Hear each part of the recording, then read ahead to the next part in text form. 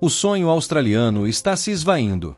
A ideia de incentivar a compra da primeira casa ainda jovem como forma de acumular patrimônio fez dos australianos a quarta nação mais rica do mundo. Porém, o mercado imobiliário deles está fervendo. O preço médio de uma casa saltou de menos de 500 mil em 2011 para quase 1 milhão em 2024. Enquanto isso, os salários não acompanharam essa alta. Embora a Austrália seja um país imenso, aproximadamente do tamanho dos Estados Unidos sem o Alasca, ela concentra apenas 5 grandes cidades. Sydney e Melbourne juntas abrigam 40% da população e, somadas a Adelaide, figuram entre as 10 cidades mais inacessíveis do mundo, onde comprar uma casa pode custar mais de 10 vezes a renda anual de uma pessoa.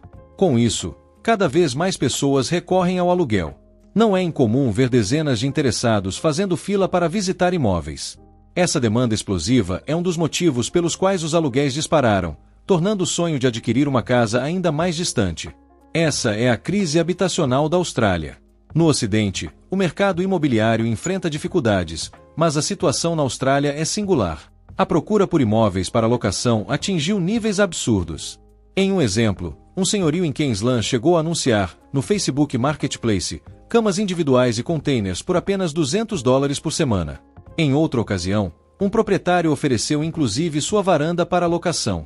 O que diferencia a Austrália é que, no passado, ela era referência em acessibilidade, com alta taxa de proprietários e poucos bairros desfavorecidos. Mas essa realidade vem se transformando. Nos anos 1950, a Austrália estava em alta. Naquela época, o país desfrutava de alguns dos melhores padrões de vida do mundo e sua economia estava em crescimento. Foi então que o grande sonho australiano ganhou força. O ideal de ter uma casa independente em um terreno de 1/4 de acre nos subúrbios, com um jardim e um Holden, o carro genuinamente australiano. Tornou-se acessível ter um carro, e a busca por espaço cresceu. Isso fez com que as cidades australianas se expandissem. Hoje, Melbourne ocupa uma área 6 vezes maior que a de Londres, mesmo com menos habitantes, enquanto Sydney é 14 vezes maior que Berlim, apesar de ter apenas cerca de 2 milhões a mais em população. O governo incentivou a propriedade por meio de políticas como o First Home Owner Grant. Esses esforços surtiram efeito. A taxa de proprietários passou de 52% em 1950 a um pico de 71% em 1968. Esse fenômeno também ocorreu em outros países, mas a Austrália estava no topo.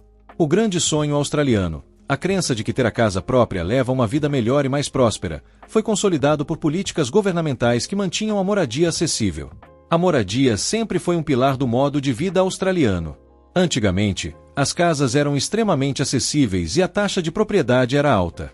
Porém, tudo isso se inverteu e hoje a questão habitacional virou tema político.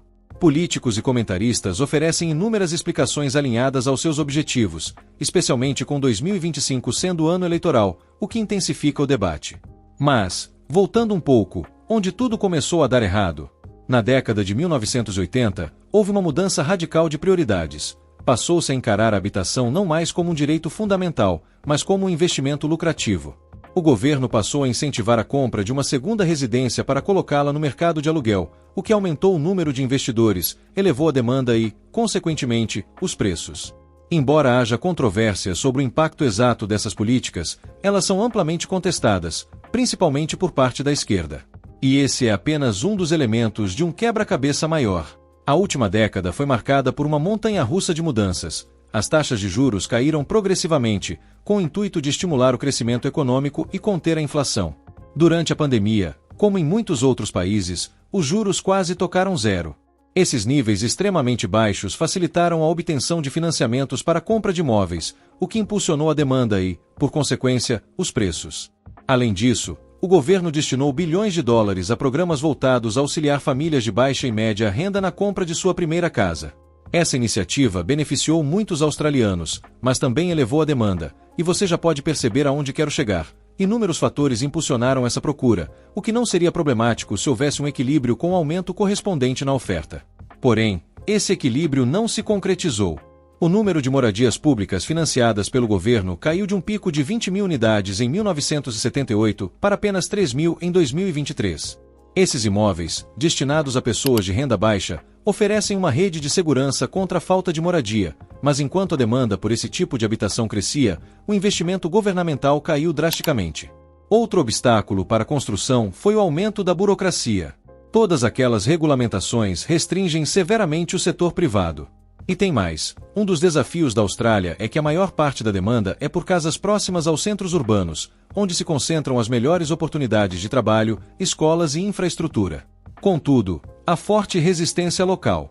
Projetos para construir moradias em áreas de alta densidade demográfica costumam ser recebidos com protestos. A mensagem é clara: queremos mais moradias, mas não em nossas redondezas.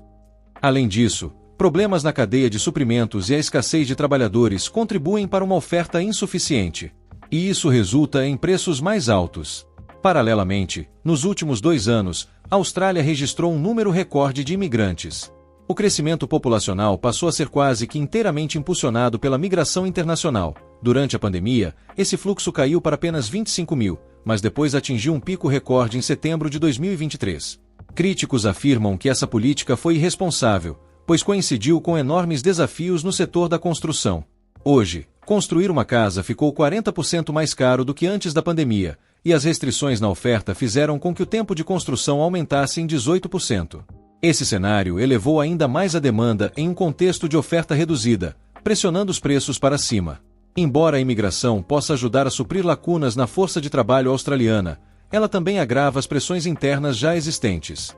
Em 2024, esse tema se tornou cada vez mais político, já que o pico recorde de imigração coincidiu com 5 trimestres consecutivos de queda no PIB per capita, a maior redução já registrada na história do país.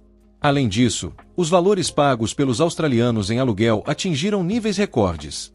Essa é parte de uma tendência preocupante a longo prazo. Em 1971, esses eram os preços médios das casas nas principais cidades do país, ajustados pela inflação. Em 2024, eles se multiplicaram por mais de 4. Essa situação ocorre em diversas partes do mundo, mas na Austrália ela é ainda mais acentuada. Em 1987, o custo de uma casa correspondia a 2,8 vezes a renda anual, um índice semelhante ao de outros países. Em 2019, esse número subiu para 6,9 vezes, superando os níveis observados nos Estados Unidos, Canadá e Reino Unido. Mas, em 2023, chegou a 9,7 vezes a renda anual, ficando atrás apenas de Hong Kong. Assim, o grande sonho australiano de possuir a casa própria e acumular riqueza ao longo do tempo está se tornando cada vez mais inalcançável. Atualmente, um trabalhador em tempo integral que recebe o salário mínimo destina, em média, 68% de sua renda ao aluguel. Essa situação torna impossível economizar para o pagamento da entrada de uma casa, fazendo com que mais pessoas fiquem para sempre no aluguel, enquanto os proprietários acumulam grande patrimônio. O receio é que isso acabe gerando uma sociedade de 2 classes, proprietários ricos contra inquilinos desfavorecidos. Com as eleições de 2025 se aproximando, o primeiro-ministro Albanese tem priorizado o aumento da oferta de moradias. Em 2024, ele anunciou um plano de 32 bilhões de dólares para enfrentar a crise habitacional, cujo cerne é a construção de 1,2 milhão de novas casas nos próximos 5 anos. Entretanto, seus críticos permanecem céticos, especialmente porque o RBA já elevou as taxas de juros a patamares próximos aos de 2011. Esse cenário encarece as hipotecas, o que, teoricamente, deveria reduzir a demanda. O debate sobre isenções fiscais ressurgiu, assim como a discussão sobre imigração. A questão, no entanto, não se resume a um desses temas isoladamente. Trata-se de equilibrar oferta e demanda. E isso pode ser feito de diversas maneiras. Você poderia, por exemplo, reduzir a imigração, embora isso traga seus próprios prós e contras, e, consequentemente, a demanda cairia.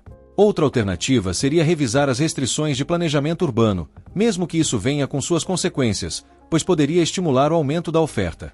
Não é possível, nem desejável, incluir todos os fatores e possibilidades em um debate sobre habitação. Por isso, políticos e comentaristas tendem a simplificar as questões em alguns pontos que ressoam com seus eleitores e espectadores. Esse fenômeno acontece em várias partes do mundo, mas a Austrália se destaca por ter passado de um dos mercados imobiliários mais acessíveis para um dos piores e menos acessíveis, algo que talvez não tenha acontecido em nenhum outro lugar. A casa própria está tão intimamente ligada à identidade nacional australiana. Uma pesquisa recente perguntou: você acredita que possuir a casa própria faz parte do modo de vida australiano? E 93% responderam afirmativamente. Quando perguntados se estão preocupados com a possibilidade de conseguir comprar uma casa durante a vida, 68% disseram que sim, seja um pouco ou muito. Agora, cabe aos políticos convencer os australianos sobre a melhor forma de enfrentar essa questão. Ainda assim, há um consenso entre os economistas. Uma pesquisa recente revelou que a maioria defende o afrouxamento das restrições de planejamento urbano e o aumento da oferta de moradias públicas. Também há apoio para o endurecimento das leis fiscais que incentivam a especulação imobiliária e para a reforma na forma como os estados arrecadam impostos sobre a habitação. Se você gostou deste vídeo e quer acompanhar mais conteúdos como este, não se esqueça de deixar o seu like e se inscrever no canal. Isso nos ajuda a continuar trazendo informações relevantes e de qualidade para você. Além disso, não perca o próximo vídeo que estará entre as sugestões, onde exploramos juntos a atual crise social no Reino Unido. É um tema fascinante que vale a pena conferir. Te espero lá!